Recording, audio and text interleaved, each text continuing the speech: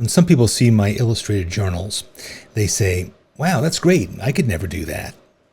But with a little coaxing, they can be persuaded, nonetheless, to give it a try. And others say, "Wow, I'm going to do that." And they start too. And quite a few say, "Where do you find the time?" And then they use my journal as a coaster. It's comparatively easy to start, to bring yourself to draw your breakfast once or your coffee cup once and to keep it up for a couple of days.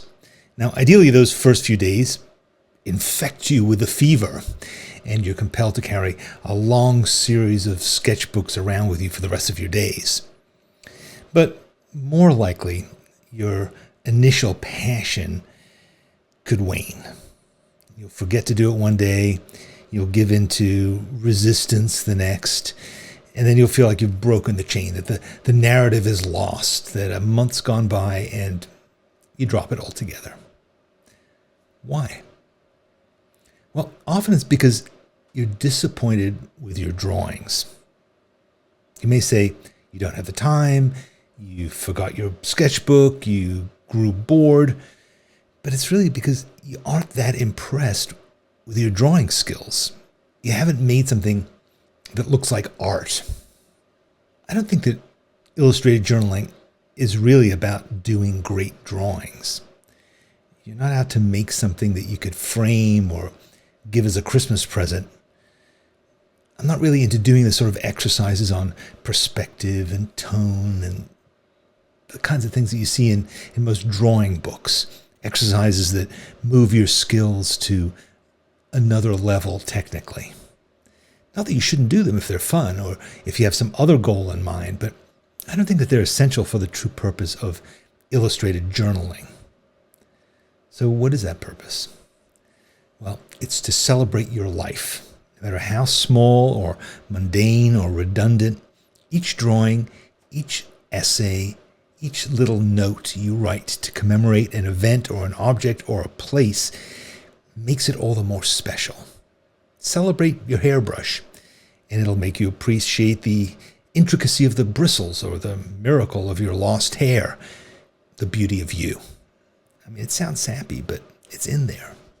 Draw your lunch, and it'll be a very different experience from just wolfing down another tuna on rye.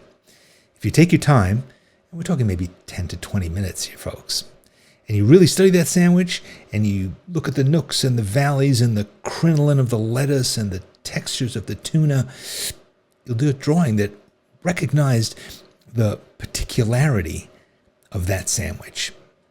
And that's the point, to record this particular moment, this sandwich, not something generic.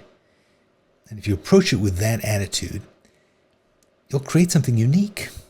And reaching that place is just a matter of concentration and attention, a brief meditation, and you'll have this souvenir to jog your memory back to that moment forevermore.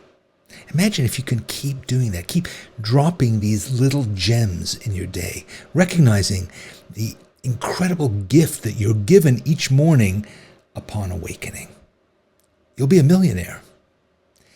There's a demon in your mind who's going to fight this, who's going to tell you that your life is not worthy of acknowledgement, of celebration, that today sucks through and through. It'll tell you that you have no time for this, that you're too harried, that you're too stressed, that you're under the weather.